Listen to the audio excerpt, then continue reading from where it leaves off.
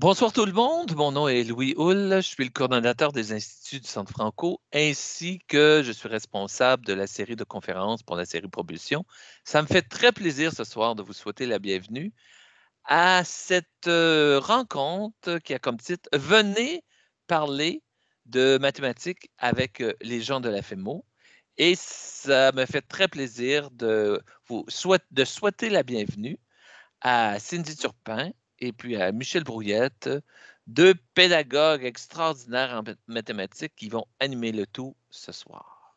Alors, comme mentionné précédemment, cette session est enregistrée et puis elle se retrouvera dans quelques semaines sur le site du Centre Franco. Alors, si vous voulez aller la consulter par la suite, elle sera disponible.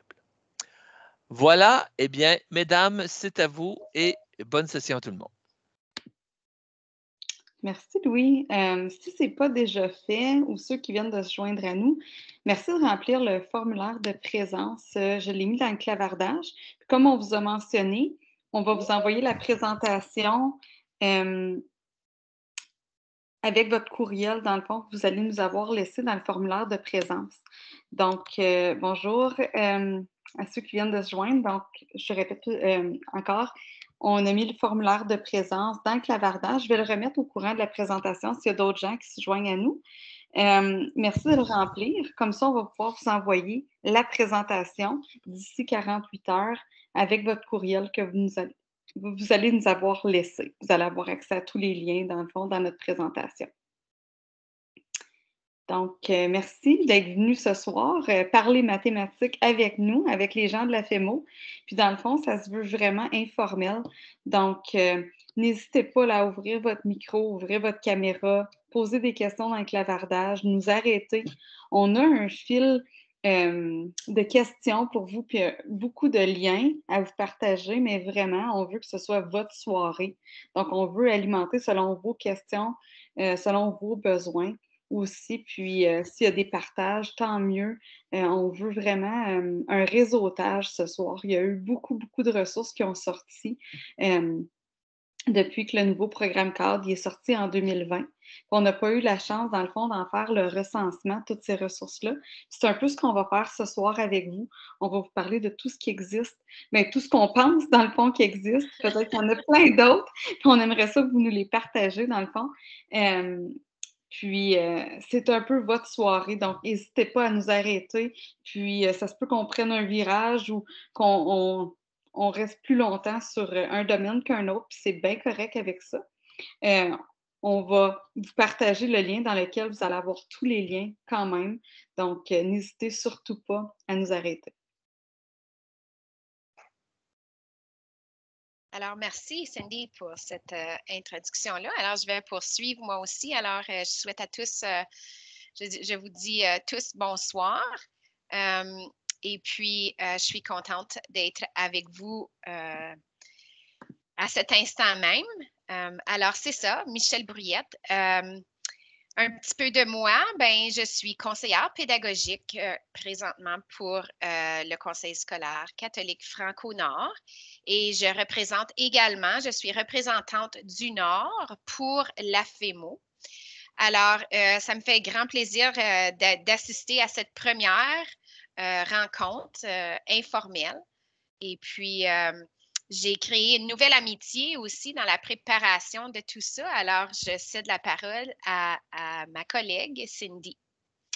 Oui, c'est vrai, on s'est rencontrés vraiment à l'FMO, mais on n'avait jamais collaboré ensemble. Puis oui, on a bien travaillé ensemble, puis ça nous a ouvert une porte à une belle collaboration.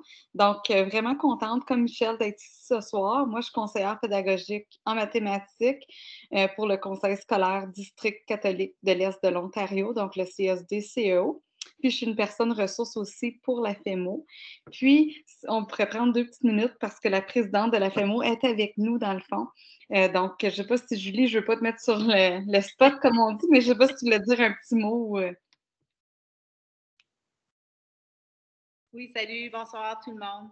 Contente de vous accueillir, puis de vous partager nos deux membres ce soir là, au nom de la FEMO. Donc, merci à Cindy et Michel de représenter notre belle association mathématique, la seule francophone en Ontario. Donc, je vous laisse la parole, les filles. Merci beaucoup d'avoir relevé le défi. Et puis, on a bien hâte d'apprendre avec vous. Merci, Julie. Donc, on va commencer sans plus tarder. On a fait une petite activité dans un Jamboard. Donc, on vous partage le lien dans le clavardage. Si vous voulez juste ouvrir le Jamboard, puis vous allez voir quand vous allez ouvrir le lien, il y a la carte de l'Ontario. On demande d'où viens-tu? On aimerait ça voir. En ouvrant le Jamboard, vous pouvez prendre un petit point là, Google, dans le fond, et mettre le petit point d'où vous venez en Ontario. Puis je vais aller sans plus tarder, moi aussi, ajouter le mien. Donc, pour montrer qu'on peut collaborer même si on vient de partout. Puis c'est ça qui est merveilleux avec le virtuel maintenant, c'est qu'on peut collaborer avec beaucoup plus de gens maintenant.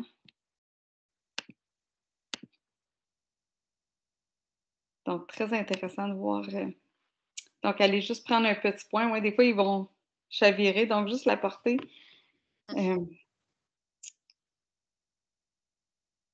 Est-ce que ça fonctionne, le lien? Est-ce qu'il y en a qui n'ont pas accès ou que ça ne fonctionne pas? On peut peut-être vous aider là-dedans aussi, si jamais.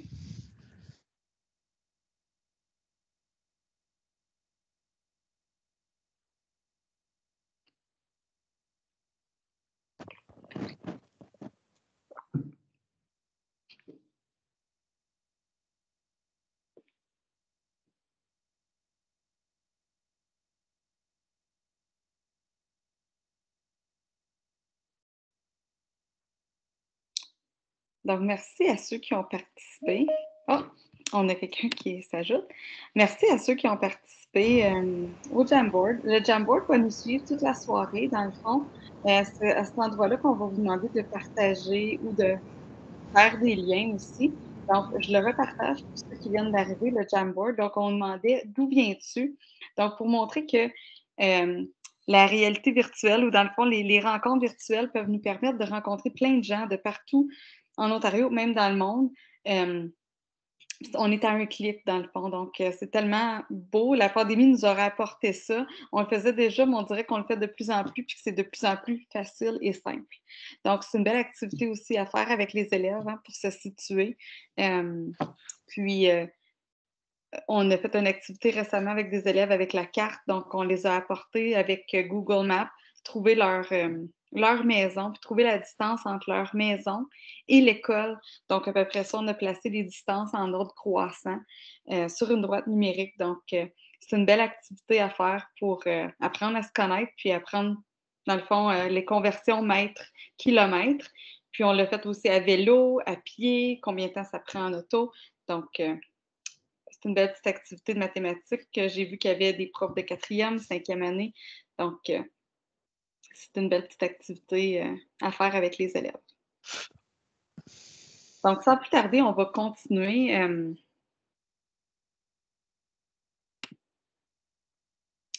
On voulait savoir, c'est quoi votre intention aujourd'hui? Donc, bonsoir, merci d'être parmi nous ce soir. Je vais juste repartager aussi le formulaire de présence pour les gens qui viennent juste de joindre à nous ou qui viennent d'arriver. Dans le formulaire de présence, avec votre courriel, on va pouvoir vous faire parvenir la présentation d'ici 48 heures avec tous les liens. On va vous repartager le lien vers le formulaire de présence au courant de la soirée si vous n'avez pas eu la chance de remplir. Donc, votre intention aujourd'hui en participant à ce webinaire-là. Donc, quelle était votre intention? Puis, quel sujet aimeriez-vous aborder ce soir? Donc, est-ce qu'il y a un sujet que vous aimeriez plus approfondir, un domaine en particulier, une matière? Donc, si vous voulez l'écrire, un concept même mathématique ou une ressource que vous avez entendu parler, que vous aimeriez aborder ce soir avec nous ou que vous aimeriez qu'on aborde, peut-être l'écrire dans le clavardage ou l'écrire dans le Jamboard. On a une page pour ça. Je vous repartage le lien du Jamboard si ce n'est pas déjà fait. Donc, juste aller à la page 2. Vous pouvez prendre un pense-bête. C'est comme un petit post-it si vous n'avez pas utilisé Jamboard. Donc, dans la barre à gauche, vous allez voir, c'est le 4e onglet. C'est le petit pense-bête. Donc, c'est comme un petit post-it. Vous pouvez écrire votre idée. Puis, quand vous l'avez écrit, vous pouvez écrire enregistrer. Donc, quelle est votre intention ce soir ou quel sujet vous aimeriez discuter avec nous? On veut connaître vos intentions. Dans le fond, comme on vous a dit au début, c'est votre soirée. Donc, oui, réseauter, c'est la première intention. Mais est-ce qu'il y a un sujet en particulier que vous aimeriez en savoir plus ou une ressource ou un concept? Donc, merci de le mettre dans le Jamboard. Ou vous pouvez ouvrir votre micro, nous en parler, l'écrire dans le clavardage également. C'est sûr que si c'est dans le Jamboard, nous autres, ça nous aide à rediriger notre présentation.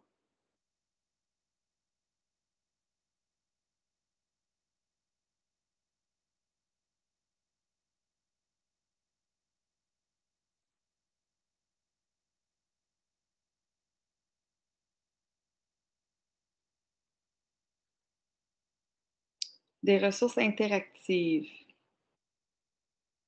Est-ce que la personne qui a écrit ça peut préciser, juste peut-être ouvrir votre micro ou l'écrire, juste quelle sorte de ressources interactives, un peu comme les notebooks avant ou? Ok, allô? Bonjour. Oui, bonjour. En parlant des ressources interactives, j'aurais plutôt précisé, je fais allusion au matériel de manipulation virtuelle. OK.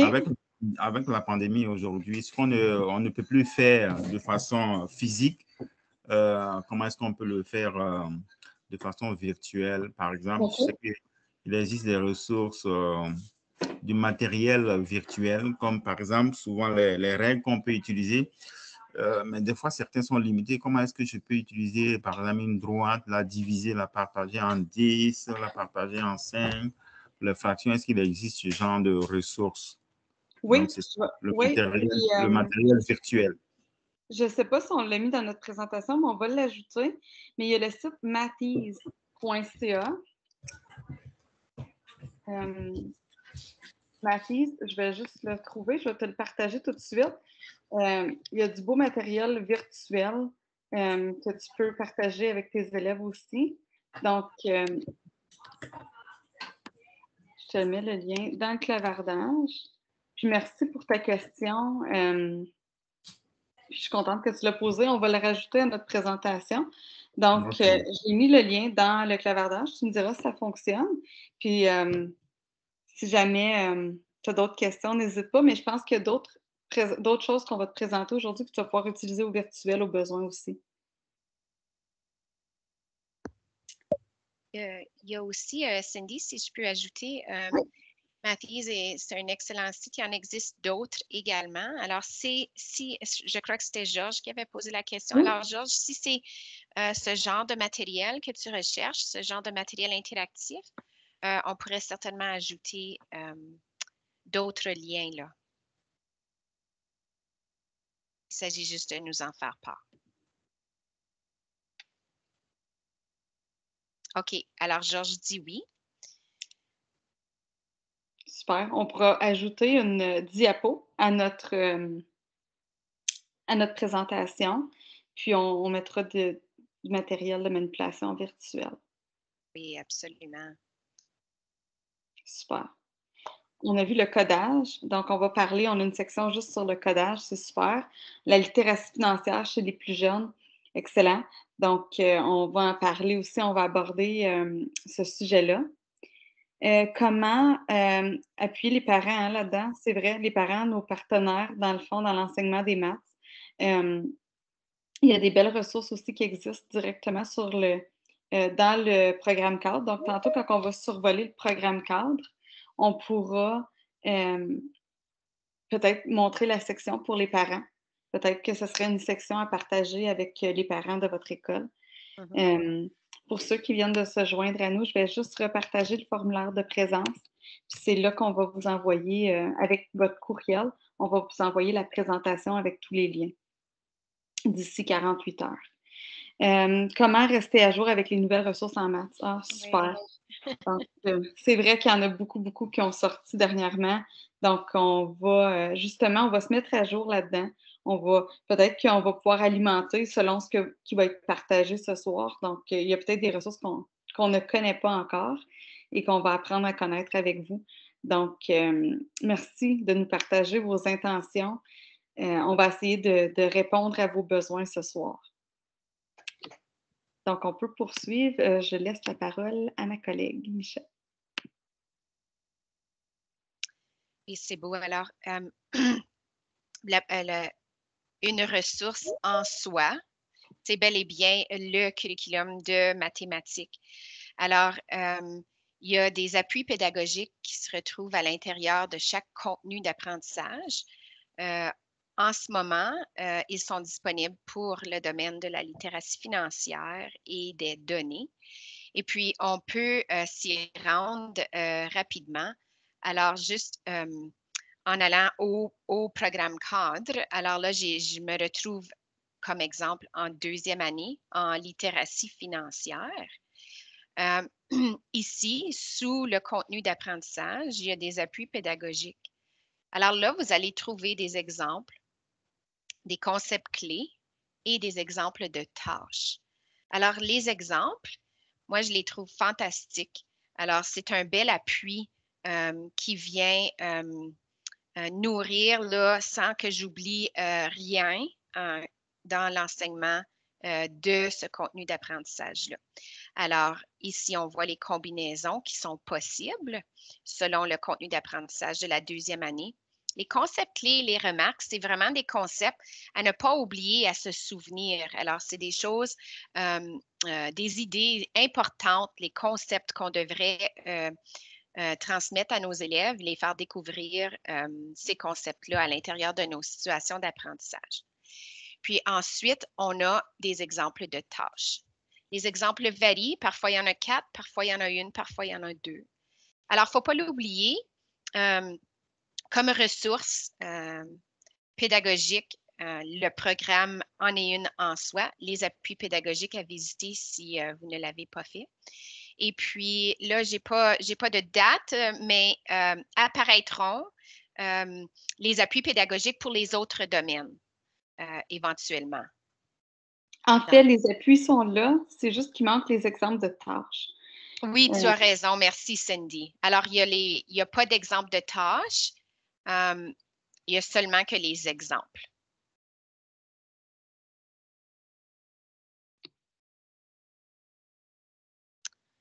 Puis aussi, on pourrait montrer les pages à imprimer.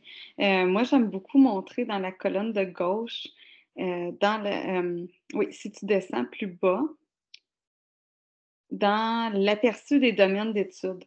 Souvent, avec les enseignants, on va là pour imprimer, pour avoir une vue d'ensemble. Donc, c'est ici que vous avez les vues d'ensemble pour chaque domaine, dans le fond. Donc, de la 1e à la 8e année. Vous allez remarquer que les attentes sont toujours les mêmes, de la 1e à la 8e année, sauf en littératie financière que l'attente est différente. Mais de la 1e à la 8e, c'est toujours les mêmes attentes, c'est juste les contenus. Puis on voit la belle progression des contenus.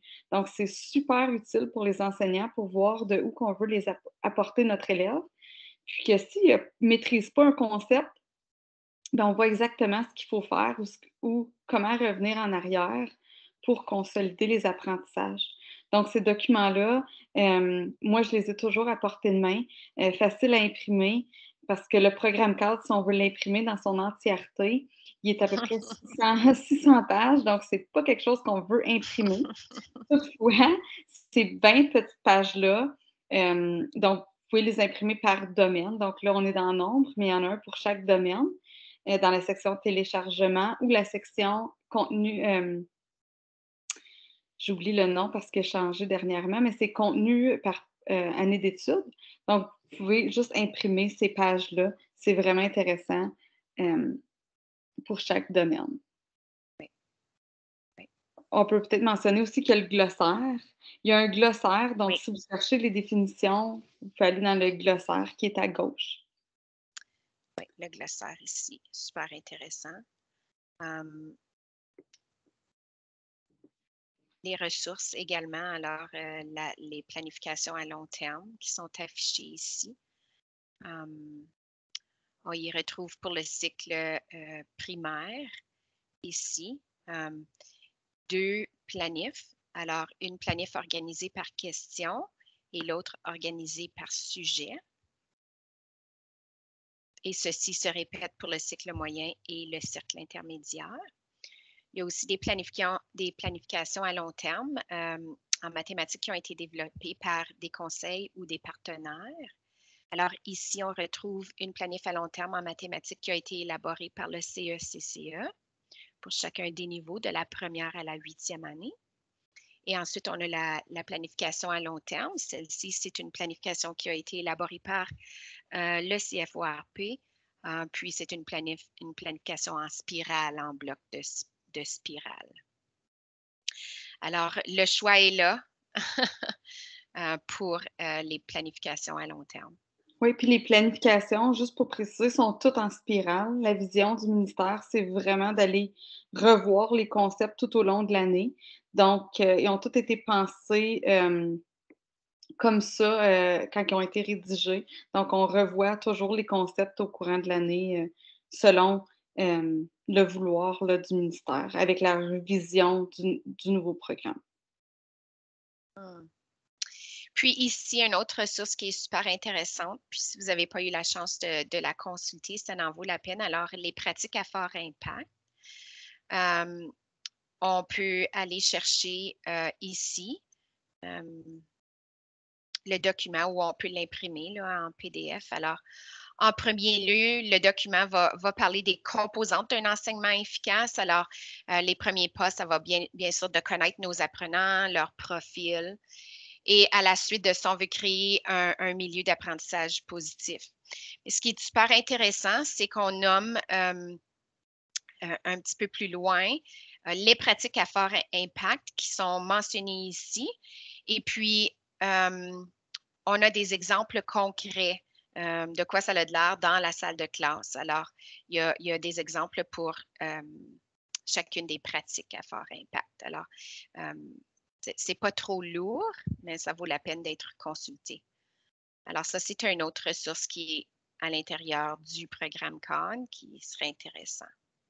Ensuite, on a bien sûr toute la mise en contexte où on retrouve des bijoux. Il y a beaucoup de contenu. Puis, entre autres, c'est ici qu'on va retrouver la section des parents qu'on mentionnait tantôt. Puis là, donnez-moi une seconde. Je crois que c'est dans rôle et responsabilités. OK. Il y a une brève section ici, mais il y en a une autre.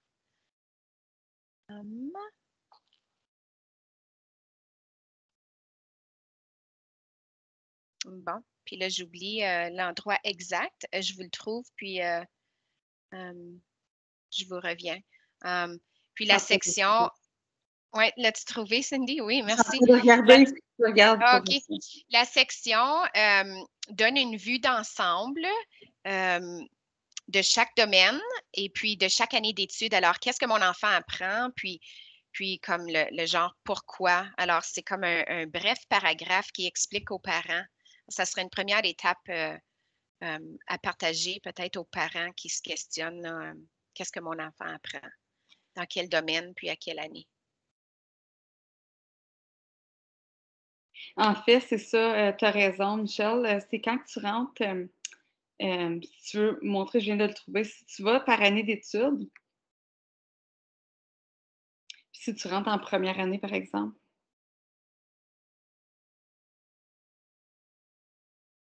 Quand tu vas aller voir, oui, renseignements pour les parents. Merci. Donc, si tu veux cliquer là, souvent, oui.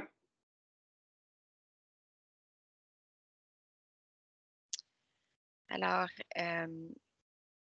Et Donc, si c'est on vraiment expliqué dans leurs mots pour les parents, là. Dans le fond, on résume un peu les domaines qu'on va voir, puis pourquoi que c'est important. Puis, donc, je sais qu'on a eu la question, là, on veut que les parents deviennent des partenaires puis qu'ils comprennent. Souvent, ça a changé depuis qu'eux autres sont allés à l'école. Les maths, ils ont changé de la façon qu'ils ont appris. Puis, on veut leur expliquer l'importance. Puis, souvent, on cherche les mots, les bons mots pour leur dire. Mais si on va dans le programme cadre directement, les mots sont là. Même des fois, on peut prendre une capture d'écran ou pour alimenter le blog qu'on a avec les parents ou le classroom, où on peut aller chercher directement l'information qui est là. Souvent, c'est vulgarisé beaucoup plus simplement que pour des enseignants ou pour euh, des gens dans le domaine.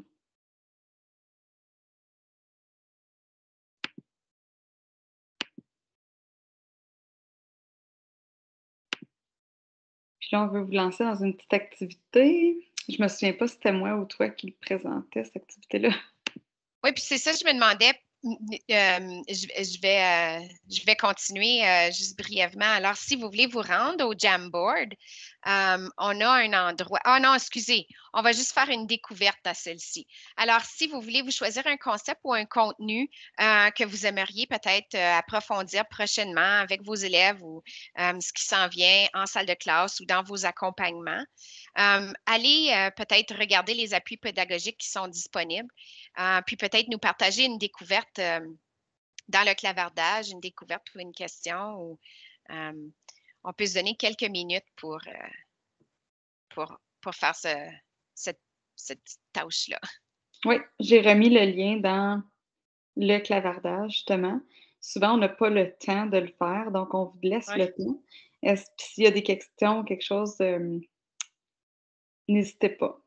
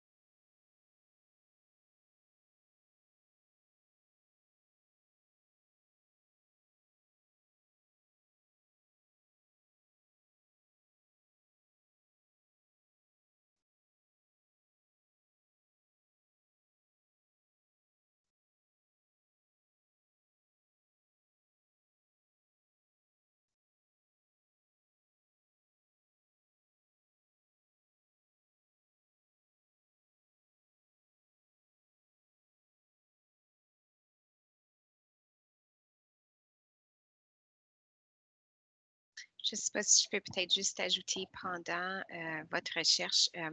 Souvent, quand j'accompagne des enseignants, on me dit, ben, tu sais, on est à qu'est-ce que ça veut dire exactement, ces mots-là, ou qu'est-ce qu'ils veulent dire par ce concept-là? Je vais jusque où en deuxième année? Ça va, les fractions équivalentes, c'est quoi ça en première année? En tout cas, puis là, les appuis pédagogiques, c'est vraiment la première référence que je leur donne. On va aller voir ce qu'ils disent dans le programme cadre. Alors, je pense que ça devient comme un genre habitude qu'on doit développer, d'y retourner dans notre continuum. Je pense qu'auparavant, c'était plutôt voici le contenu, ce que tu dois enseigner.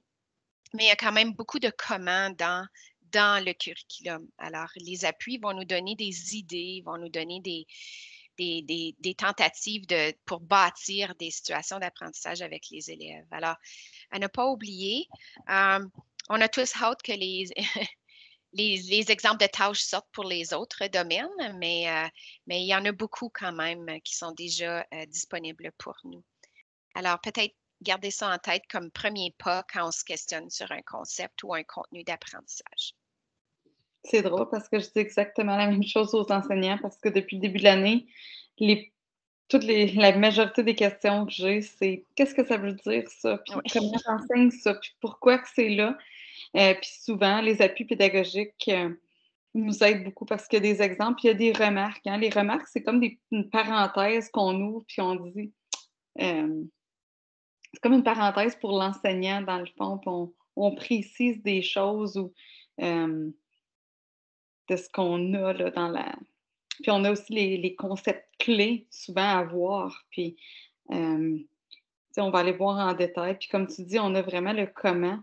Puis il y a les guides d'enseignement efficace aussi qui peuvent nous aider avec les comment, souvent avec les concepts.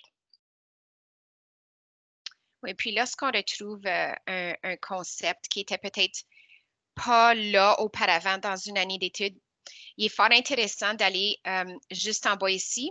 Puis je ne sais pas si vous êtes au courant ou non, mais on peut comparer les années d'études. Alors, c'est vraiment génial de voir comme ce qui vient avant, ce qui vient après. Alors, si je me retrouve en deuxième année, alors je peux aller voir ce qui est en première, puis ce qui s'en vient en troisième.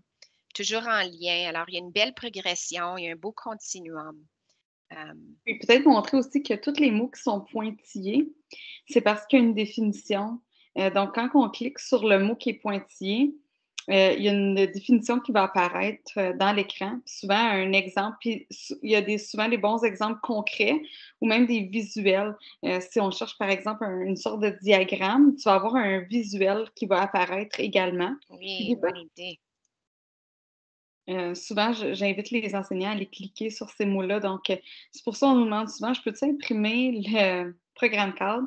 Mais c'est une ressource en soi. Puis si on l'imprime, on n'a pas tous ces beaux, le cachet caché dans le fond du programme parce que puis on a aussi les compétences transférables tellement importantes pour chaque contenu.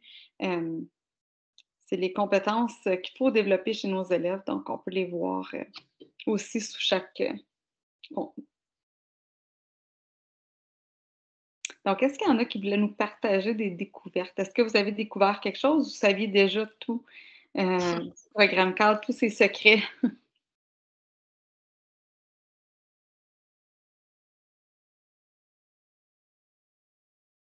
pouvez ouvrir votre micro, écrire dans le clavardage,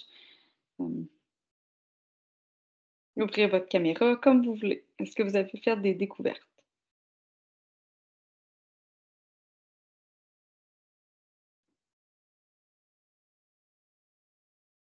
On est certain que certaines de vos découvertes vont pouvoir alimenter les autres aussi.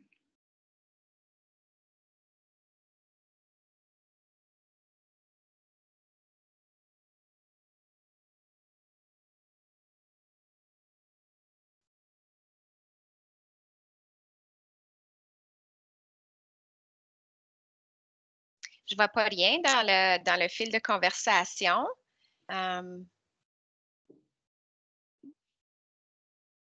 Est-ce qu'on a des questions ou des commentaires? C'est très ouvert, informel. Allez-y, n'ayez pas peur.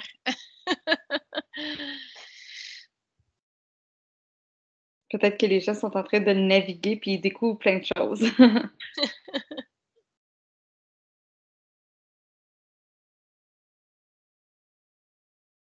Donc, on peut poursuivre. Dans le fond, peut-être qu'on a montré plusieurs choses que.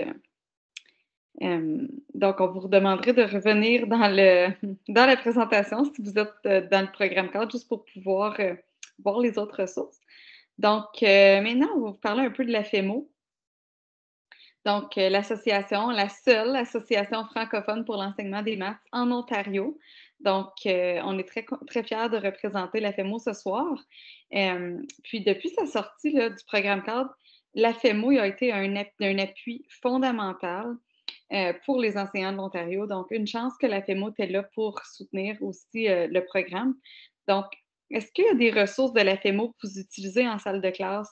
Qu'est-ce que vous appréciez de la FEMO? Est-ce que vous connaissez la FEMO? Est-ce que vous connaissez les ressources qui ont sorti? On veut vous entendre là-dessus. Clavardage, micro.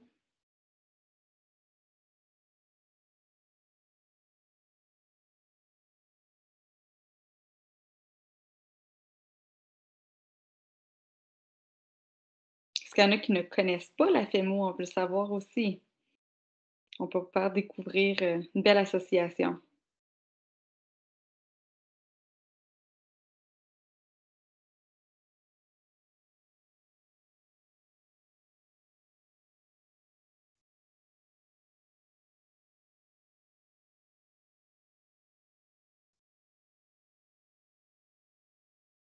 Josette Matt de la FEMO. Est-ce que tu peux préciser? Merci. On est content, on va vous la faire découvrir ce soir. Oui.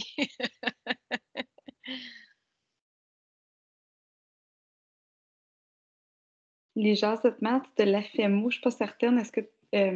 Peut-être, Cindy, c'est Julie, peut-être que c'est. Je me souviens, Pierre Franche-Montagne avait animé un vraiment bon atelier sur les jasettes mathématiques. Peut-être que c'est en référence à un atelier. Peut-être, c'est la seule chose à laquelle que je peux penser. Peut-être c'est ça. Je pense que oui, moi aussi. Je savais que j'avais déjà entendu ça, mais je me demandais de où qu'on avait entendu. Ça doit être l'atelier de Pierre. Puis, je pense que j'ai assisté à ça, vraiment bon. Il est très bon animateur, Pierre. Donc, on va vous faire découvrir un peu la FEMO. Contente de pouvoir vous faire découvrir plein de belles choses de la FEMO. Donc, à la prochaine diapo, puis c'est des choses qu'on va vous partager. Donc, c'est tous des liens qu'on va vous partager. Dans le fond, la FEMO s'est associée à l'OEMI. OEMI, une association anglophone. Merci pour ton partage. Excellente technique. Oui, les jasettes mathématiques, là, excellent. Oui, faire parler les élèves en maths, surtout oui, les petits, mais jusqu'aux plus grands, souvent, on oublie. Puis, si on commence dès la maternelle jardin, les élèves sont plus à l'aise puis ont plus de vocabulaire en maths d'une année à l'autre, là, ça va. La FEMO, dans le fond, a travaillé en collaboration avec OEMI, donc l'Association anglophone des mathématiciens, des enseignants en mathématiques de l'Ontario aussi. Puis on fait le beau site Ontario Math Support. Donc sur ce beau site-là, vous avez des ressources, mais aussi des webinaires. Donc vous pouvez naviguer par ressources ou par webinaire. Dans le fond, vous pouvez naviguer par année d'études. Donc, de la première maintenant jusqu'à la 9e année, vu qu'il y a un nouveau programme qui est sorti en 9e année également.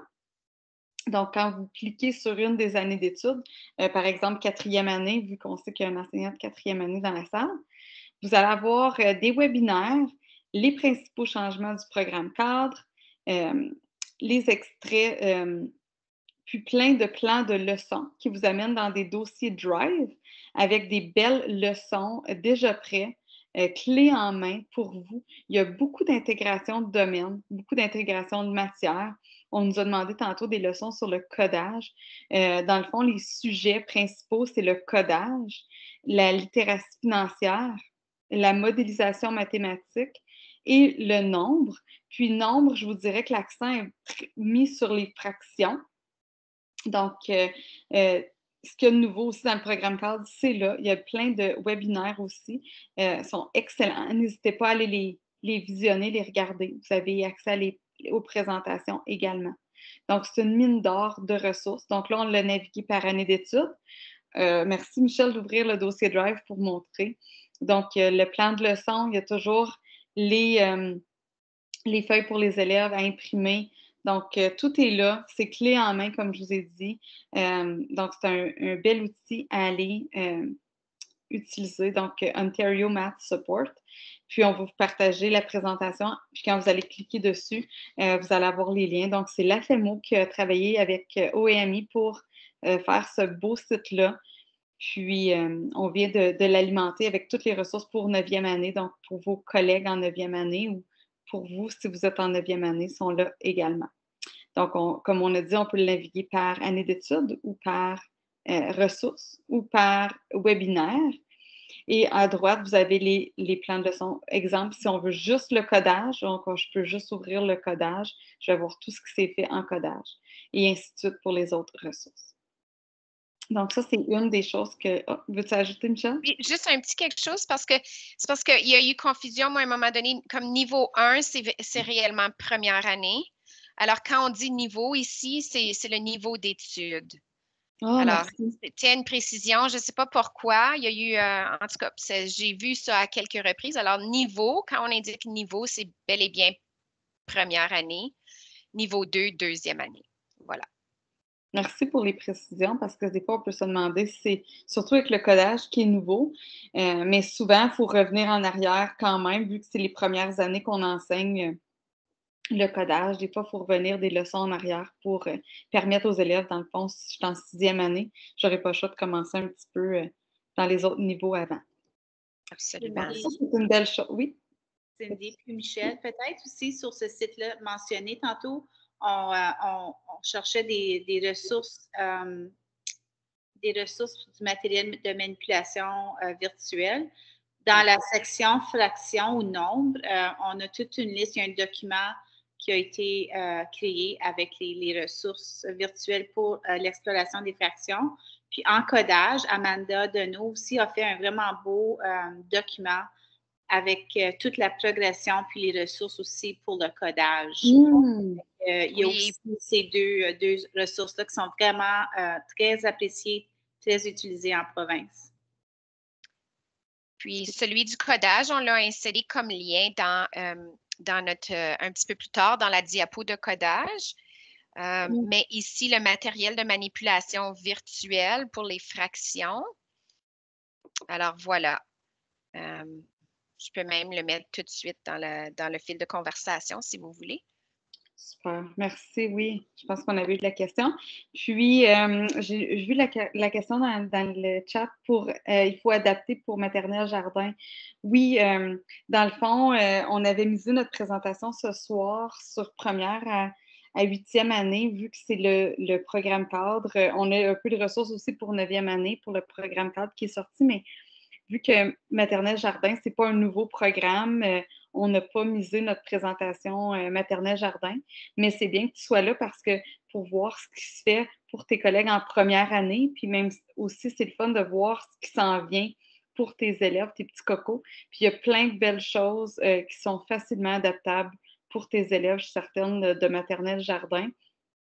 Puis il y a plein de ressources qu'on va montrer au courant de la soirée qui vont pouvoir peut-être être utiles également. Je suis désolée pour ça. On aurait peut-être dû préciser que c'était plus précisé première avec le nouveau programme cadre, la présentation. Est-ce qu'on avait fait le partage de Ontario Math Support? Non, je peux le faire.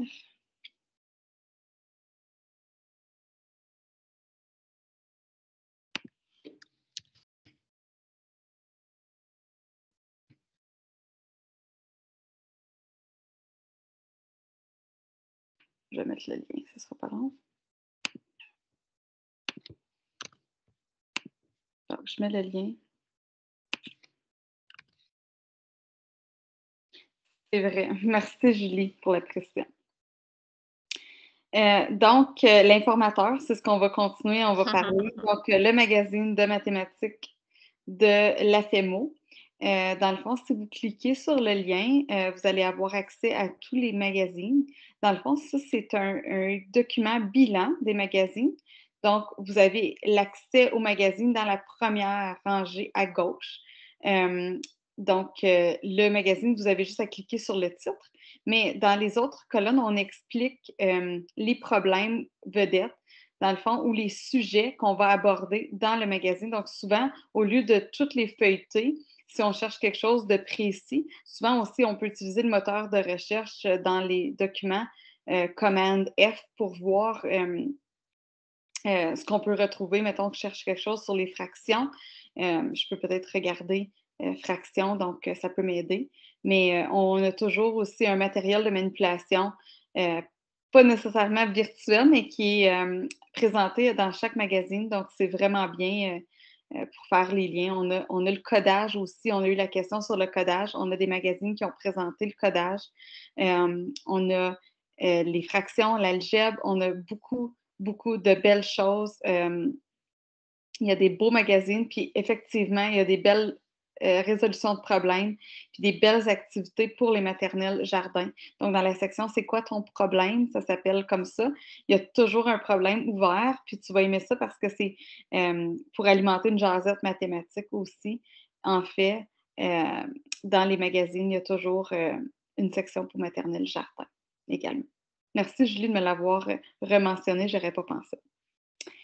Puis aussi, si on revient dans les autres ressources que la FEMO ont fait cette année, dans le fond, on a participé à la rédaction d'un article en collaboration avec le CFORP.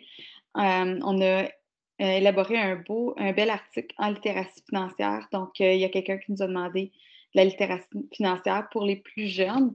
Donc, on a... oui, on va vous faire parvenir la présentation. Si vous avez écrit votre nom dans le formulaire de présence, on a les courriels. Donc, je vais le repartager, le formulaire de présence. Juste remplir votre nom, votre courriel. Bon, on va vous l'envoyer d'ici 48 heures, la présentation. Puis, il y a tous les liens dedans. Donc, l'article en littératie financière, il y a des belles mises en situation, des scénarios pour la salle de classe. Donc, très belle façon aussi de travailler la modélisation en mathématiques avec nos élèves, avec ces scénarios-là. On a des scénarios pour le cycle primaire qui peuvent aussi bien être faits en maternelle jardin. On en a pour le cycle moyen et le cycle intermédiaire. Donc, c'est des belles mises en situation. Puis on explique aussi que l'intention, c'est vraiment de mettre l'accent sur la littératie. Donc, vous allez voir qu'il y a juste 3 contenus ou 4 contenus qui touchent les calculs en littératie financière. L'accent n'est pas mis sur les calculs, c'est vraiment mis sur la littératie. Donc, la communication, on veut que les élèves ils ont une pensée créative, qu'ils réfléchissent, qu'ils aient une pensée critique aussi. Donc, on veut tout développer ça chez nos élèves. Donc, on les met souvent dans des mises en situation. On place quelqu'un de fictif. Donc, on leur présente une mise en situation fictive pour ne pas qu'ils se sentent non plus nécessairement biaisés par les situations. Puis, on présente des situations aux élèves, puis c'est là qu'on va les faire discuter, donc les meilleures options. Donc, c'est vraiment un bel article en littératie financière qu'on a eu la chance de rédiger avec le CFORP. Merci, Cindy. Puis juste pardon, mais créer un bon partenariat avec les parents. Alors, on avait la question tantôt. Oui, alors ça serait une belle petite lecture ici avec des conseils. On dirait que c'était fait pour nous. C'est ça.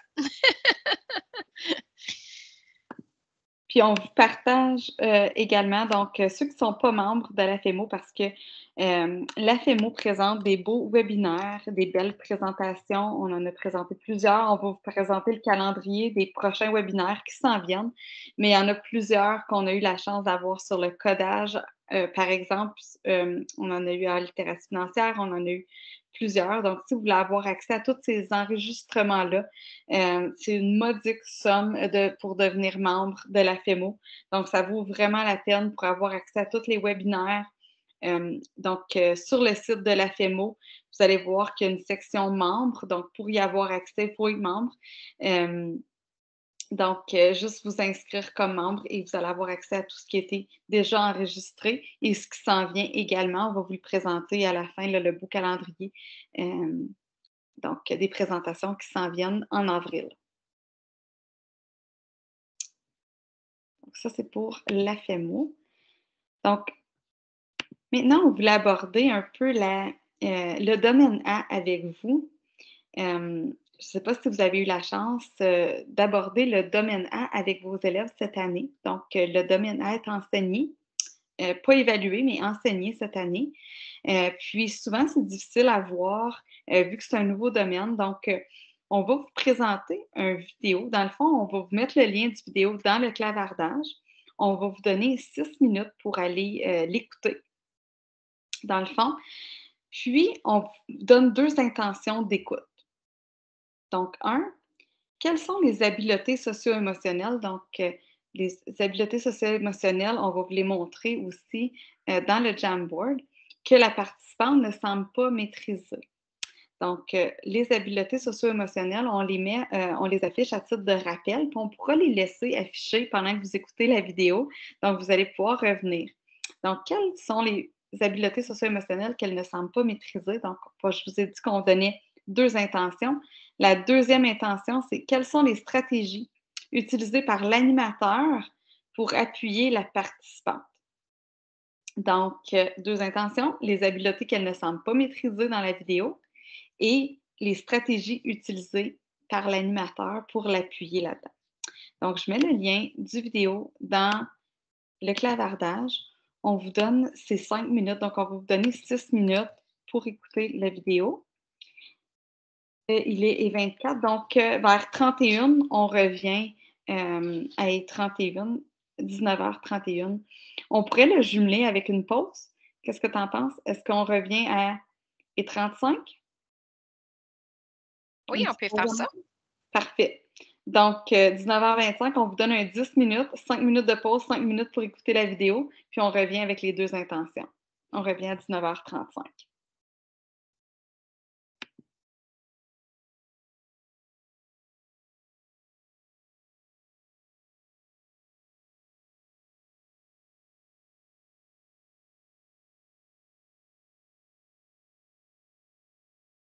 Si jamais le lien ne fonctionne pas pour la vidéo, juste nous faire un petit coucou, puis on va le partager.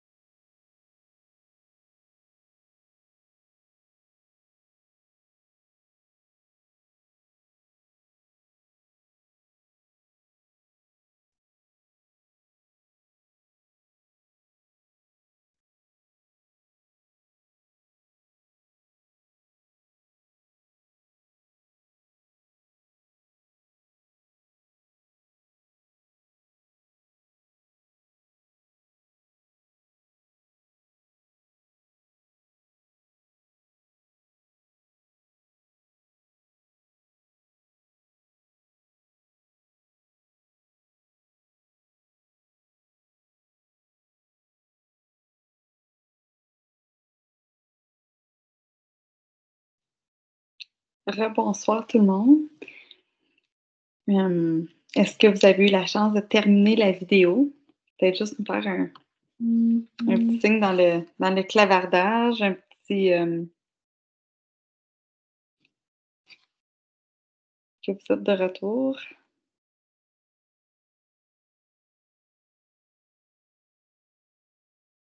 Merci, Julie, de retour. Julie, tu n'avais pas eu la chance de voir cette vidéo-là, comme je peux voir? Je pense que oui, mais ça fait très, très longtemps. Son visage est très familier. J'avais complètement oublié. C'est tellement un bon modèle pour susciter des conversations. Merci de nous la faire redécouvrir. C'était une présentation du ministère qu'on avait eue avec Mélanie Verville. C'est elle qui nous l'avait présenté. Puis on a trouvé ça vraiment bon pour présenter les habiletés socio-émotionnelles. Donc, ce qui nous amène à la première intention qu'on vous a demandé. Quelles sont les habiletés socio-émotionnelles qu'elles ne semblent pas maîtriser? Puis là, je vous amène au Jamboard. On vous a fait des petits jetons. Dans le fond, je vous repartage le lien vers le Jamboard. Je l'avais déjà mis. C'est page 4. Donc, à la diapo 4 ou à la page 4 dans le Jamboard. Vous pouvez prendre les petits jetons en bas qu'on a fait, puis les glisser vers les habiletés socio-émotionnelles que la participante ne semble pas maîtriser. Donc, on voit qu'il y a déjà des gens qui en ont mis. On voit qu'il y en a pas mal partout.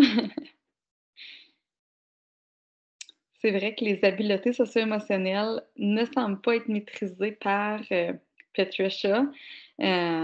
Pauvre elle, dès qu'elle a vu la résolution de problème, elle dit non, non, non, là, c'est comme si elle ne pouvait plus fonctionner. Puis souvent, on va demander aux enseignants, est-ce que vous reconnaissez des élèves là-dedans quand on présente un problème mathématique ou une situation, puis qu'il y en a qui bloquent complètement, qui ne veulent pas qui pensent qu'ils ne sont pas capables de réussir, dans le fond, puis qui ne maîtrisent pas, dans le fond, qui n'ont pas les habiletés socio-émotionnelles. Donc, c'est un peu aussi pour faire réaliser aux gens que non, elles ne maîtrisent pas, puis on pourrait toutes les mettre, dans le fond, les habiletés socio-émotionnelles parce qu'elles ne les maîtrisent pas.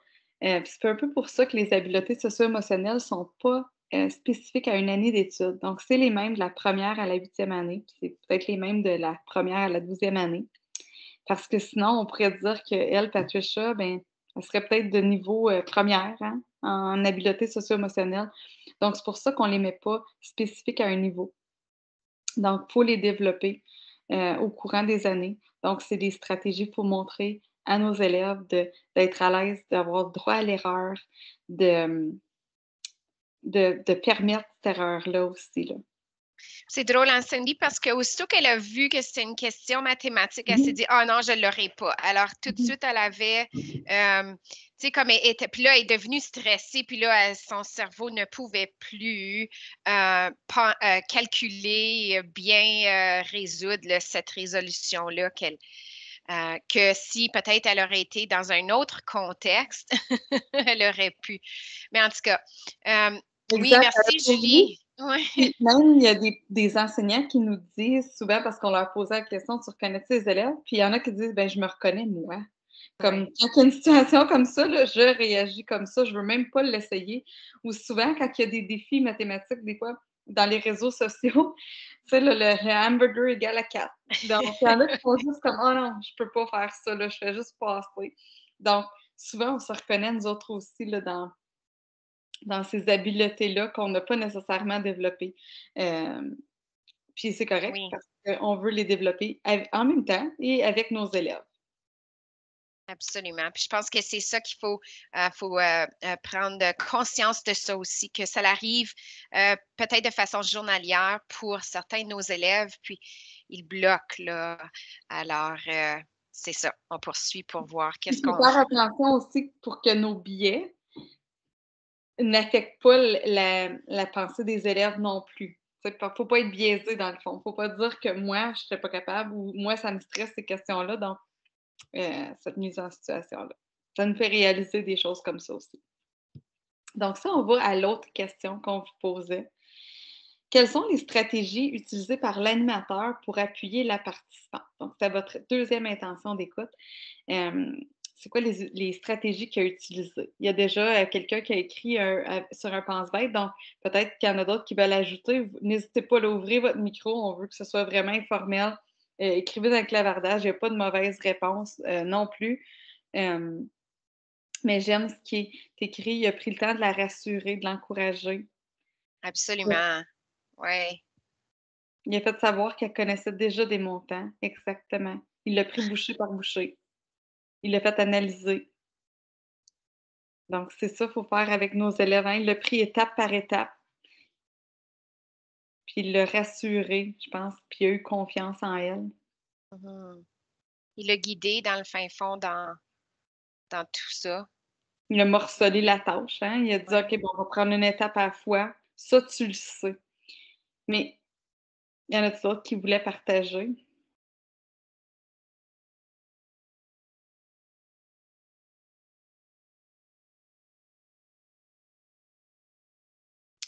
Je pense que moi, ce que je trouve de plus important, c'est qu'il a toujours cru en elle.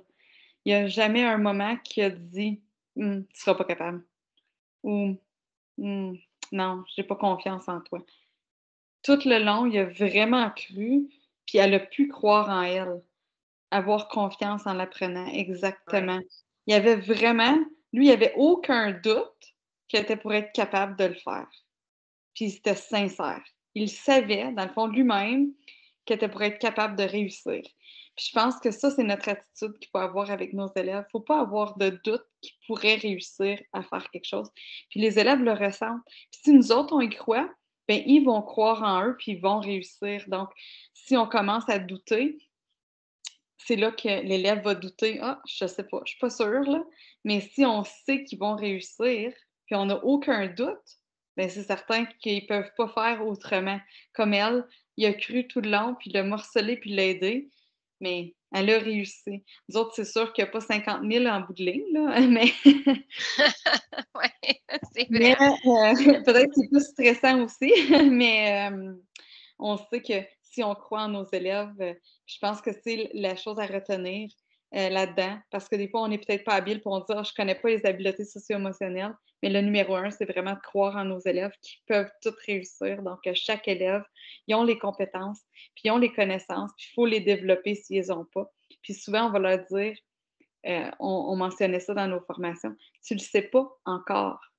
Tu sais, souvent, je ne sais pas. Non, tu ne le sais pas encore. On va l'apprendre. Donc, c'est de changer le mindset de nos élèves, puis d'avoir ce mindset-là aussi qu'ils sont capables.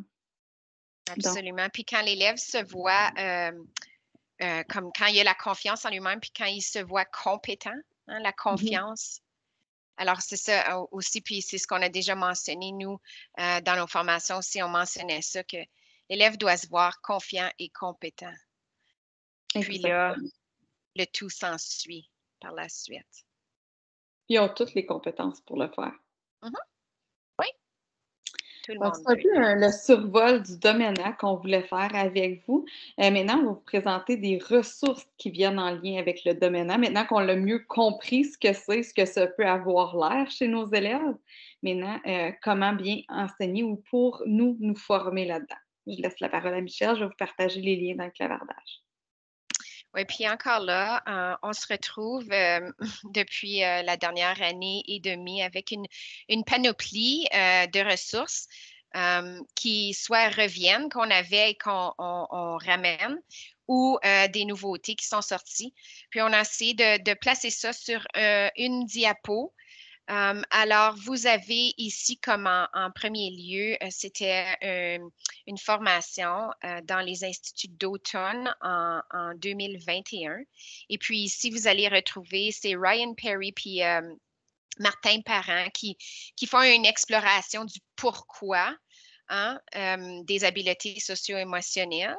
Alors, si vous avez la chance de l'écouter, c'est disponible pour vous comme enregistrement. Il y a aussi aux instituts d'hiver, Jacqueline Liardi qui a présenté également, elle, l'apprentissage socio-émotionnel et elle l'a intitulé, oh, mon cœur est un peu dessus, là, désolée, pour toutes et tous. Alors, ça aussi, si vous avez la chance de le visionner. Notre cher collègue qui est avec nous ce soir, alors Julie Séguin-Mondou, accompagnée de sa collègue Jackie à nouveau, ont présenté ce webinaire ici. Vraiment, ça relève du même projet que tantôt. Alors, si vous allez voir dans le site qu'on vous a partagé d'Ontario.support de l'AFEMO et OEMI, ils avaient créé une série de 5 webinaires qui portaient sur la mise en contexte. Et je crois que celle-ci, c'est le webinaire 4, alors qui porte sur le domaine A. Alors, à voir également. Il y a une ressource qu'on a inclue ici sur le site de YouCube de Joe Bowler. Je ne sais pas si vous la connaissez, mais elle cette auteure, je ne sais pas, je n'irai même pas la décrire parce que l'experte, elle nous présente des normes positives qu'on peut appliquer en salle de classe pour les mathématiques. Il y a aussi des ressources que IDELO ont créées pour faire aimer les mathématiques. Alors, vous pouvez aller visionner ces 2 sites-là, le WebZine IDELO. Je suis allée ressortir celui de octobre 2020 qui a comme thème d'aimer les maths. Alors, ici, dans ce webzine-là, tout est en lien avec aimer les maths. Puis on veut faire aimer les maths à nos élèves. C'est vraiment un point de départ. Il y a aussi accroître la capacité. Alors, oui, je peux, qu'on a ressorti afin de nous appuyer dans les ressources pour le domaine A. Puis, en travaillant en collaboration avec le CFORP puis quelques enseignantes de mon conseil, j'ai découvert juste tout récemment ce site ici. Alors, c'est un site, c'est la santé mentale au quotidien. Alors, encore une fois, ici, on les nomme compétences socio-émotionnelles, mais si on veut travailler une certaine compétence avec nos élèves, on peut visiter. Et puis, il y a des leçons vraiment pratiques.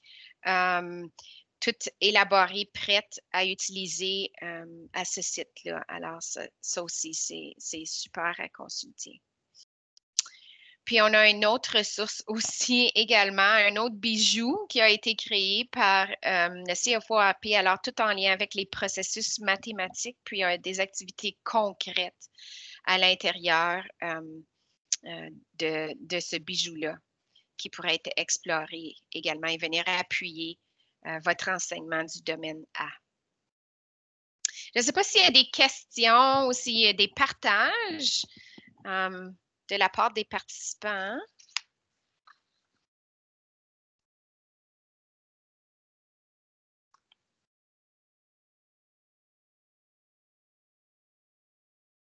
Est-ce que quelqu'un qui a utilisé une ressource dans sa salle de classe qui était comme un genre coup de cœur pour le domaine A ou qui a fait une activité qui a super bien fonctionné, puis qui aimerait partager ce soir? Allô? Oui, bonsoir, Georges. Oui, moi j'ai utilisé dans ma salle de classe une ressource interactive qu'on appelle Bluecat, qui en fait est comparable au Kahoot, mais il a en fait d'autres particularités. C'est que pendant que les enfants répondent aux questions, donc le jeu va leur conférer certains pouvoirs, oui, qui sont à même d'empêcher les autres de répondre aux questions pendant qu'ils continuent à répondre aux questions. Et des fois, ça va amener, l'enfant peut gagner comme pour 30 secondes dance party. Donc, ça anime, c'est très animant pour la classe. Et puis, les enfants peuvent aller se choisir un certain nombre des avatars de leur choix. C'est vraiment... ils aiment beaucoup ça. Depuis que j'ai eu à utiliser ça, des fois, quand ils ont un temps libre, là, la plupart, ils se mettent comme ça à jouer entre eux. Ah, merci pour le partage. Peux-tu mettre le lien, si tu veux, dans Oui. le clavardage? Peut-être que les Oui. gens aimeraient ça aussi. C'est ça, je vais mettre le lien dans le clavardage. Super. Merci, Georges, pour ton partage. super intéressant. Comme tu dis, tu fais aimer à tes élèves. Puis c'est ça qui est important, qu'ils soient heureux à l'école.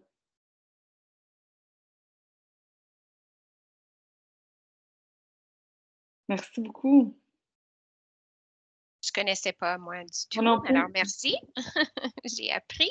C'est ça qu'on voulait. On a dit, on a Oui. dit au début, on va apprendre avec vous ce soir, puis super intéressant. Donc, est-ce qu'il y en a d'autres qui voulaient partager juste avant qu'on poursuive?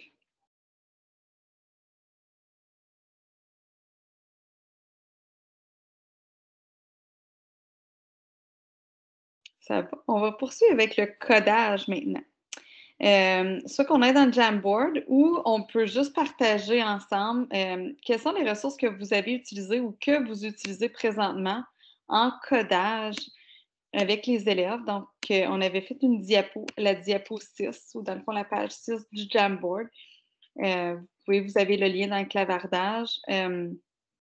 Donc, c'est quoi les ressources que vous avez utilisées ou que vous utilisez en codage avec votre classe? Donc, si vous avez eu la chance de l'aborder, on est curieux de savoir ce que vous utilisez. N'hésitez pas à ouvrir le micro, le clavardage. Peut-être qu'on va faire d'autres belles découvertes également ensemble ce soir. J'espère, parce que moi, j'aime le codage. On veut s'alimenter, surtout qu'il y en a maintenant dans le nouveau programme de sciences. Donc, la programmation est là, est officiellement dans 2 programmes cadres maintenant. Oui, je sais. Puis je ne sais pas si on est au courant, là, mais c'est ça, hein? Moi, je n'ai pas eu la chance de le lire encore, mais des nouveautés en sciences aussi. Oui, il est sorti hier dans le fin d'après-midi, soirée, là, donc... Oui, c'est wow! Oui. Mhm. J'ai lu le résumé, mais ce matin, je l'ai exploré parce que j'étais trop curieuse de voir les nouveautés. Donc, on a du codage également en sciences maintenant, qui va commencer en septembre. Puis le codage, c'est tellement une belle voie, une belle porte d'entrée pour l'intégration. Comme il y a tellement à faire avec le codage. Puis, on parle d'aimer les maths, mais on va chercher aussi, là, souvent, les élèves sont super intéressés à faire du codage. Alors, on peut entrer notre Puis eux but autres, ils n'ont pas là-dedans. peur d'explorer. Ah là. non, ils vont peser tout. Oui, puis c'est correct, ça. C'est correct. Puis Mais c'est ce qu'on veut, c'est ce qu'on veut. Ils nous apprennent des choses. absolument. Donc, on peut Alors, peut-être peut-être que les participants n'ont pas fait de codage. Je sais qu'on a eu au début la demande de l'intention, c'est d'en apprendre en lien avec le codage. Alors, on pourrait peut-être poursuivre. Mhm.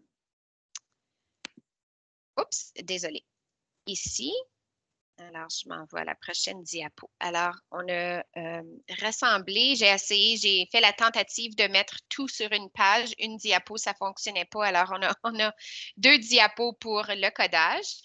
Alors, en premier, ici à gauche, ce que vous voyez, c'est des formations, encore une fois, qui sont accessibles aux membres de l'AFEMO. Alors, on va remettre le lien à la fin de la session aussi, si c'est quelque chose qui vous intéresse de devenir membre pour avoir accès aux ressources que vous avez vues ce soir. Alors, celles-ci sont disponibles aux membres seulement.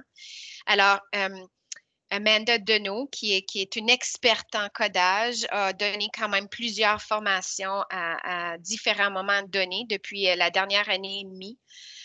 Alors, entre autres, pour l'AFEMO. Alors, elle a fait deux ateliers pour l'AFEMO.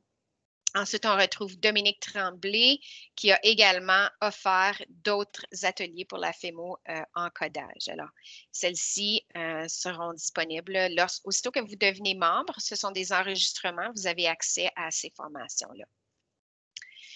Puis, comme on a mentionné tantôt, comme Cindy a mentionné, dans le projet de ressources curriculaires mathématiques de la FEMO et OEMI, on y retrouve toute une section sur le codage. Alors, en cliquant, le codage, vous avez des activités, des leçons prêtes qui intègrent différents domaines.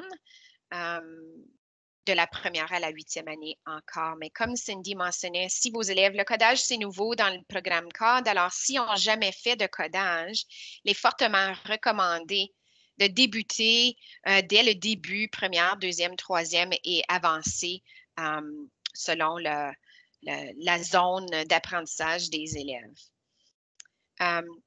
À l'intérieur du même projet, c'est ce dont Julie parlait tantôt, une infographie a été créée et on donne des exemples concrets de qu'est-ce que ça pourrait avoir l'air, un code au niveau de la première année, de la deuxième, de la troisième. Alors, en cliquant les différents liens, c'est par année d'études, vous avez déjà un exemple concret à quoi ça pourrait ressembler. Puis, il y a également un glossaire qui a été créé.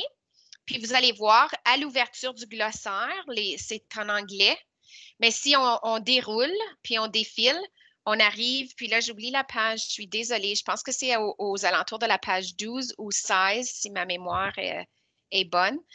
Vous arrivez au glossaire français.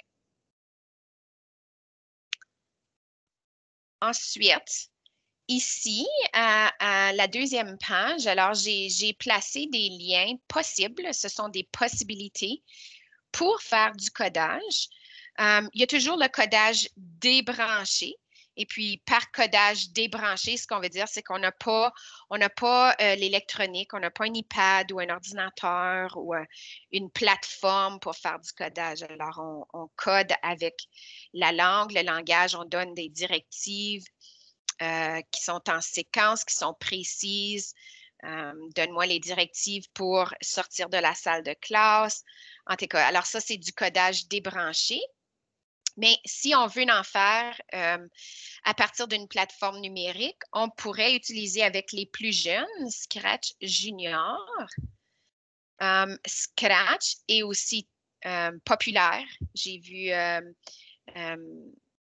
dans mon conseil, en tout cas, les enseignants ont exploré Scratch beaucoup. Puis ce qui arrive avec Scratch, c'est qu'il y a des idées de projets qui sont déjà disponibles, prêtes pour vous. Il y a des tutoriels qui sont vraiment explicites, comme vraiment tout le monde peut coder dès un très jeune âge en utilisant les différents défis, directives qui sont disponibles ici. Puis le tout est en ligne. Cindy vous partage les liens. C'est gratuit. On peut se connecter et l'utiliser. Il y a aussi Swift Playground, alors qui est des documents qui ont été créés. Encore une fois, il y a des leçons qui sont prêtes pour vous. Ça, c'est en collaboration avec Apple. Alors, ils ont la programmation pour tous qui existe. Alors, c'est une autre ressource qui pourrait être explorée. Il y a la programmation à partir de Minecraft qui semble populaire chez certains élèves également, mais on peut avoir des buts précis mathématiques qui nous permettent de coder dans Minecraft. La ressource d'en avant les maths, on ne l'a pas mentionné encore, un autre vrai bijou créé par le CFORP dans le domaine de l'algèbre. Alors, si on se rend dans le domaine de l'algèbre, on y retrouve certaines activités en lien avec le codage. Puis, il y a aussi Sciences Nord qui a toute une série sur le codage. Encore là, il y a comme un genre enregistrement de la formation qui a eu lieu. Puis ensuite, il y a toutes les leçons et les étapes à suivre. Puis, on retrouve de la première, deuxième, troisième. C'est par année d'études. Alors, super ressource à explorer. Évidemment, ils intègrent les sciences dans leur codage. Alors, c'est super. Est-ce qu'il y aurait des questions en lien avec ça? Puis je sais que c'était une des questions du début. Alors, ce serait peut-être un moment, est-ce que ça répond à ta demande?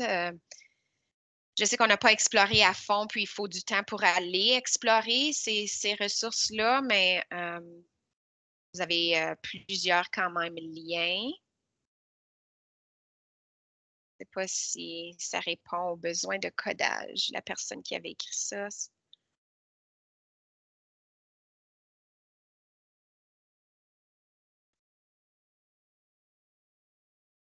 Quelques instants.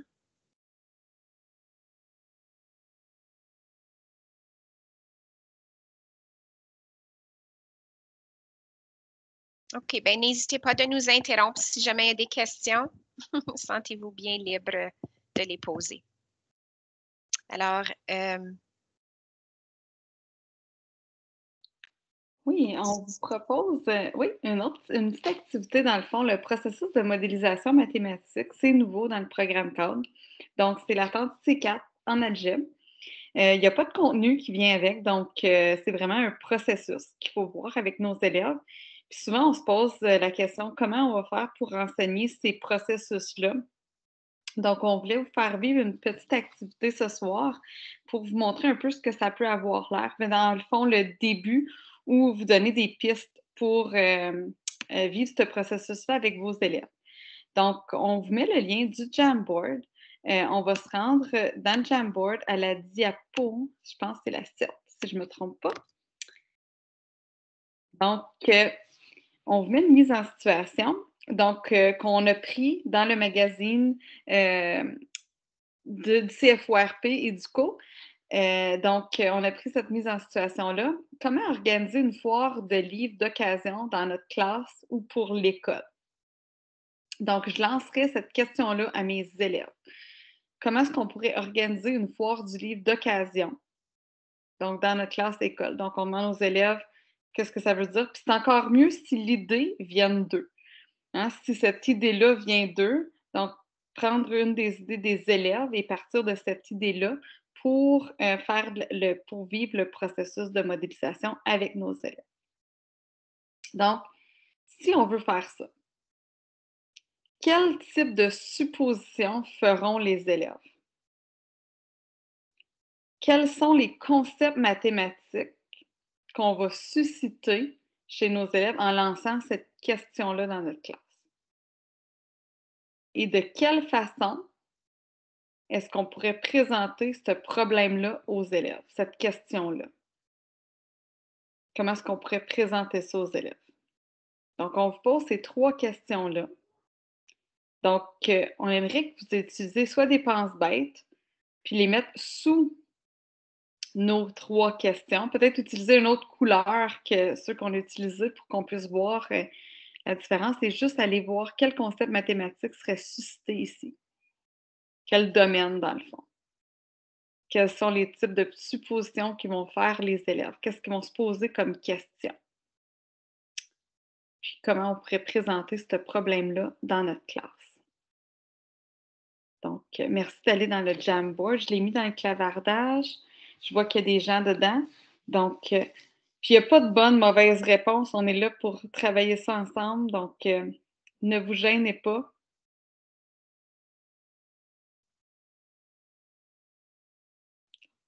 Quels concepts mathématiques seront suscités? Vous pouvez ouvrir le micro aussi, écrire dans le clavardage. On peut l'ajouter au besoin.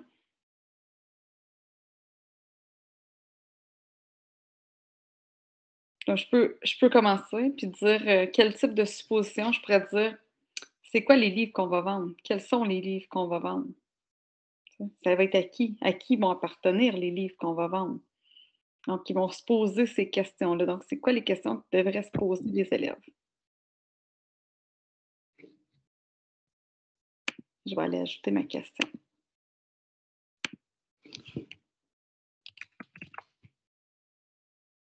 puis ici, dans les concepts, bien évidemment, si je peux ajouter, on aurait comme les concepts monétaires certains. Si on vend des livres, alors on va parler de l'argent.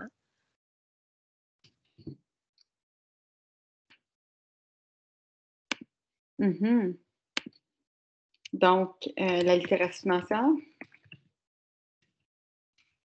Oui. On précise la monnaie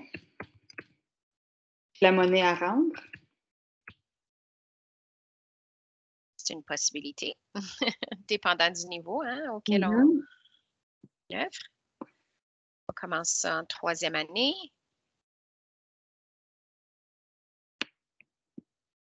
Donc, ne vous gênez pas. Est-ce que vous avez d'autres idées?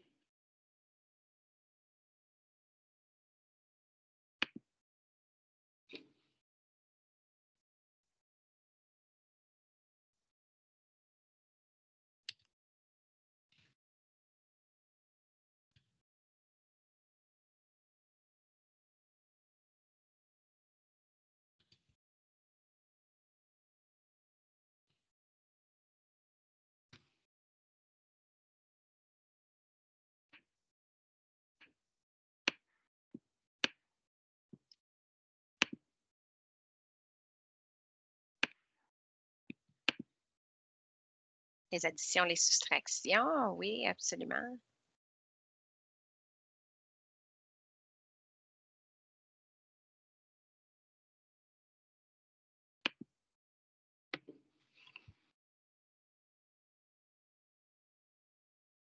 Donc, dans le fond, on va voir aussi, on pourrait avoir le domaine de l'algèbre. Donc, dépendant du niveau d'étude, hein, si on est d'un niveau plus vieux, on peut amener les composantes d'une variable. Ou, si on vend 5 livres à 2 combien qu'on va avoir. Euh, Puis après ça aussi, tout ce qu'on va faire avec l'argent des livres. Donc, qu'est-ce qu'on va faire avec la monnaie qu'on va avoir ramassée? Est-ce qu'on fait un échange de livres? Donc, quelle supposition que feront les élèves? Est-ce qu'on échange les livres? Est-ce qu'on les vend? Est-ce qu'on peut est-ce qu'on doit les réparer avant? Qui va apporter des livres à l'école? Quand est-ce qu'on va faire, donc, toute la notion du temps également, la durée de la foire du livre, qui va s'en occuper? Combien de temps qu'on va être là? Qui va être là? Donc, tout le nombre de personnes, la disposition, l'horaire, donc tout ce qui est dans durée, hein, à partir de la 4e année, on voit la durée, en 2e année également. L'heure en 3e année, donc si on dit, OK, la foire du livre doit commencer à 15 heures, donc il va être quelle heure exactement? Combien de temps qu'on devrait la faire durer? Avant ou après l'école? Est-ce qu'on a besoin des parents pour nous appuyer? Qui va apporter les livres? Est-ce que j'ai le droit de les donner?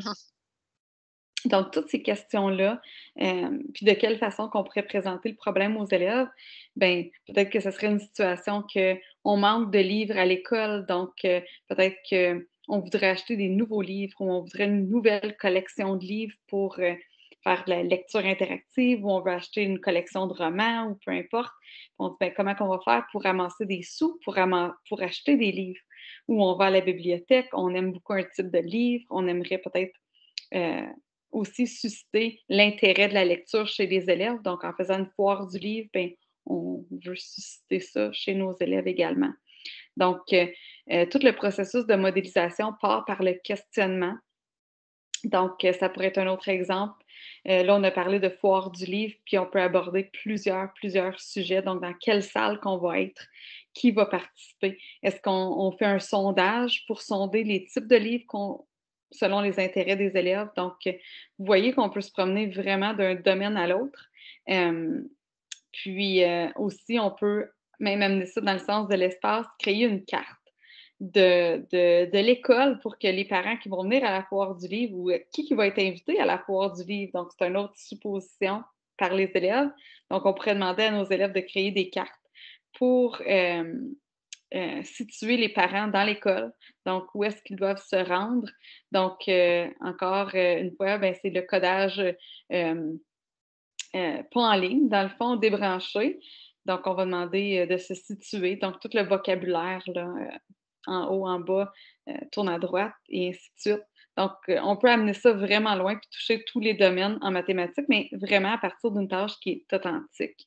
On pourrait aussi, on parlait avant votre arrivée de jardin, de jardinage. Donc, ce serait une belle mise en situation pour faire les liens avec les sciences. Donc, si je veux faire un jardin à l'école ou je veux faire un jardin chez moi, quelles questions dois-je me poser?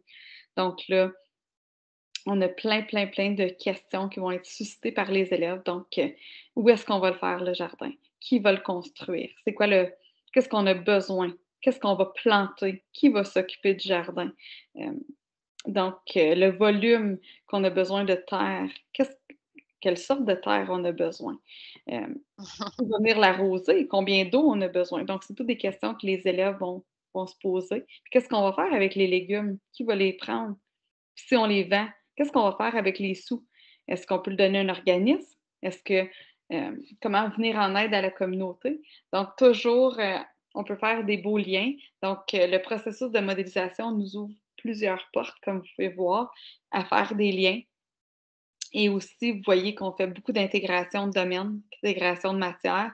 Donc, ça, c'est vraiment la vision du ministère. Donc, on intègre, qu'on fasse des liens, puis que les élèves les fassent eux-mêmes. Donc, ça, c'est encore plus riche quand nos élèves peuvent faire des liens avec ce qu'ils ont appris, puis avec ce qu'ils ont à apprendre également. Donc, c'est un peu le processus qu'on voulait vous montrer là, de modélisation. Donc, on peut poursuivre dans notre présentation. On a les ressources qui viennent avec le processus de modélisation mathématique. Donc, et la littératie financière. Donc, on les a jumelés les deux parce qu'on trouvait que ça se jumelait bien. Mais dans l'article qu'on vous a présenté tantôt, il y a des mises en situation qui sont là, qui peuvent bien partir la modélisation, mais sont en littératie financière. Donc, c'est un beau lien à faire. Il y a NetMath. Dans le fond, Michel travaille en collaboration avec NetMath pour créer des situations en littératie financière pour les élèves, dans le fond. Il y a aussi Ontario Math Support, que vous allez retrouver des leçons en littératie financière et en modélisation. Et vous avez également un webinaire qui est excellent par Dominique Tremblay et Julie, qui est là aussi. Et vous avez la belle ressource En avant les maths, qui nous présente plein de mises en situation. Puis je pense que c'est un bon temps pour l'ouvrir, puis montrer un petit peu, pour ceux qui ne connaissent pas En avant les maths, c'est la ressource qui remplace, dans le fond, un peu beaucoup à la folie. Donc, une ressource du CFORP que j'ai eu la chance de réviser, les documents pour eux. Donc, une superbe ressource. Donc, dans le fond, elle se navigue, il faut aller en haut à gauche dans les 3 barres blanches. C'est là qu'on va naviguer par année d'études. Donc, si on prend une année d'études au hasard, tu peux aller, mettons qu'on va en 3e année, peu importe, n'importe laquelle. On commence avec les concepts mathématiques. Les concepts mathématiques, je le vois beaucoup pour l'enseignant, pour faire son enseignement explicite. Donc, c'est vraiment pour montrer en détail comment bien enseigner le concept. Donc, on peut aller voir en littératie financière, vu qu'on est là, le calcul de la monnaie à rendre. Donc, quand on ouvre le document, comme je vous disais, concept mathématique, c'est vraiment pour l'enseignant, pour maîtriser le concept. Donc, on a toujours la section vocabulaire, terminologie, donc glossaire. C'est tiré presque directement du glossaire du programme cadre de mathématiques. Puis ça a tout été révisé aussi par le ministère, donc ne vous inquiétez pas, c'est tout en lien avec le programme cadre de l'Ontario. Donc, on a la mise en contexte, donc une mise en situation qu'on pourrait lancer aux élèves, une mini-leçon qu'on pourrait faire avec nos élèves, une jasette mathématique également. Donc, on lance ça à nos élèves et ensuite, on a toujours le corrigé. Vous allez reconnaître le visuel de Un peu beaucoup à la folie, là, avec le corrigé dans une autre couleur, souvent en rouge. Donc, on a, là, c'est très visuel, donc vous voyez qu'il y a le corrigé d'une autre couleur qui nous montre, là, on a 2 exemples de concepts, dans le fond, à montrer. On présente beaucoup de matériel de manipulation, les droites numériques, la grille de sang, les pièces de monnaie. C'est très, très, très visuel, très axé sur la manipulation, donc on adore ça. Ensuite, ça, c'est vraiment la section concept, puis elle est divisée par domaine. Vous avez ensuite les mini-leçons. Les mini-leçons, c'est des mises en situation pour les élèves. Donc, on peut donner que les élèves peuvent faire de façon soit autonome ou on pourrait le faire en groupe classe également. Mais souvent, on va le lancer en équipe, ces mises en situation-là. On ne veut pas nécessairement donner les réponses aux élèves. C'est certain qu'on aime voir le concept avec les élèves un peu avant ou on peut leur laisser découvrir. Il y en a d'autres à venir. Elle est presque complète. On vient de terminer la révision, ça s'en vient. Elle sera complète sous peu. Donc, vous pouvez télécharger directement ce document-là. Il y a toujours la version de l'enseignant au début et ensuite, vous allez avoir la version de l'élève qui va suivre. Donc, si tu en ouvres un, Michel, juste au hasard, pour montrer comment une mini-leçon serait faite. OK. N'importe laquelle. Ils sont toutes faites. Vous avez toujours 2 exemples au début. Donc, dans le fond, quand vous allez avoir un résumé, dans le fond, les pistes d'observation, le matériel dont vous allez avoir besoin. Et ça commence toujours par le corrigé, comme qu'on avait dans Un peu beaucoup à la folie. Donc, si vous descendez, il y a toujours l'exploration guidée pour l'enseignant, pour vous guider. Ensuite, vous avez le corrigé. Donc, vous avez la mise en situation qu'on lancerait les élèves. Puis, vous avez des stratégies. Donc, parfois, on présente 1, des fois 2, des fois même 3 ou 4 stratégies Donc, souvent, c'est des stratégies qu'on va rechercher chez nos élèves. S'ils ne nous l'ont pas montré, mais on peut revenir avec différentes stratégies pour alimenter les discussions. C'est certain qu'on aimerait que ça vienne toujours des élèves. Ensuite, il y a toujours la section à ton tour, qui a quelques mises en situation, dans le fond, qu'on peut relancer les élèves ou on peut s'en servir comme billet de sortie ou pour voir si l'élève a acquis les connaissances dans la pratique autonome. Autonome, c'est toujours sans le prof, ça ne veut pas dire seul. Donc, l'élève peut être en diade, peut être en équipe aussi. Donc, mais ils peuvent être seuls également. Donc, vous avez encore le corrigé en première partie. Puis la version de l'élève, elle est à la toute fin. Donc, si vous voulez imprimer juste la version de l'élève, c'est très facile à faire, très simple. On a la version de l'élève ici, avec les espaces pour laisser des stratégies. Et il y a une dernière partie qui est les situations d'apprentissage, qui n'est pas nécessairement complète encore, mais ça s'en vient, c'est encore en train d'être révisé.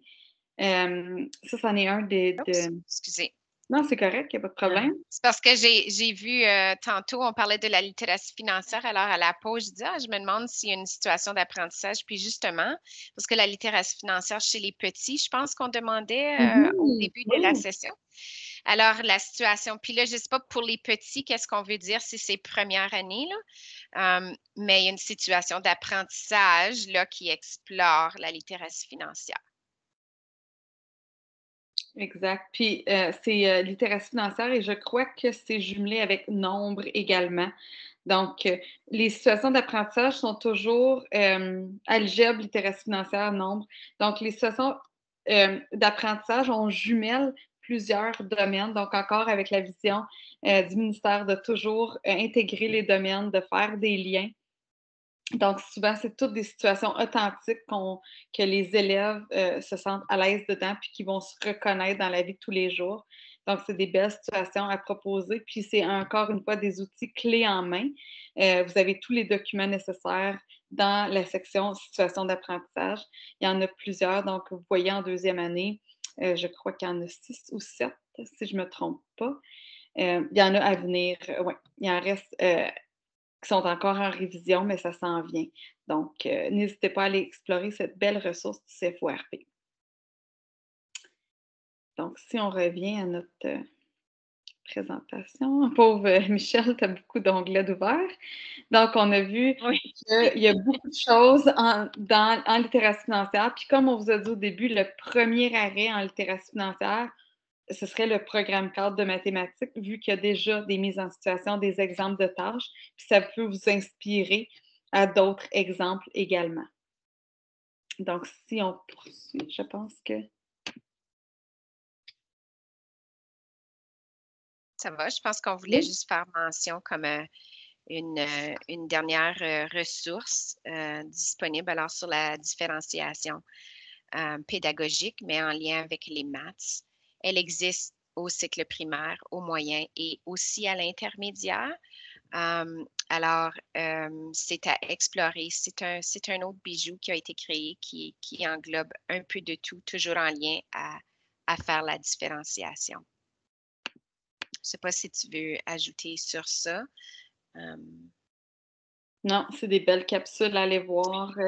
Oui, c'est des capsules d'auto-formation, vraiment. Alors, tu peux en faire, puis ensuite reprendre où tu étais la dernière fois. Alors, c'est vraiment, il y a un peu de tout, toujours en lien avec la différenciation pédagogique.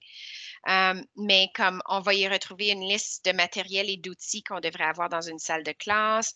Il y a des activités concrètes à vivre avec les élèves. Il y a une panoplie. Juste ça en soi, c'est une ressource pour les mathématiques. Oui. On pensait de la partager également. Puis finalement, on vous représente les webinaires à venir de la FEMO. Donc, on vous a dit que ça, c'est qu'est-ce qui a été présenté en octobre, novembre, décembre, janvier. Donc, puis qu'est-ce qui s'en vient en avril. Donc, Michel va présenter les faits numériques et les fractions. Donc, on a aussi Pierre Tranche-Montagne qui va présenter. On a Martin Parent, puis Nathalie Giroux, le raisonnement spatial, maternelle jardin. Donc, si ça t'intéresse, je sais qu'il y avait une enseignante de maternelle jardin avec nous. Donc, Nathalie, elle va présenter ça le 4 et le 6 avril. C'est ça. Donc, on vous a mis le lien pour devenir membre de la FEMO dans le clavardage, mais vous avez le lien également dans la présentation qu'on va vous partager par courriel sous peu. Demain probablement ou après-demain, on va vous partager les liens. Donc, on espère que vous avez apprécié votre soirée avec nous. Si vous avez des questions, n'hésitez pas, on est ici. On vous partage le lien pour la rétroaction, dans le fond, pour voir comment vous avez mis votre présentation. Donc, n'hésitez pas à la remplir. Puis, je laisse la parole à Louis.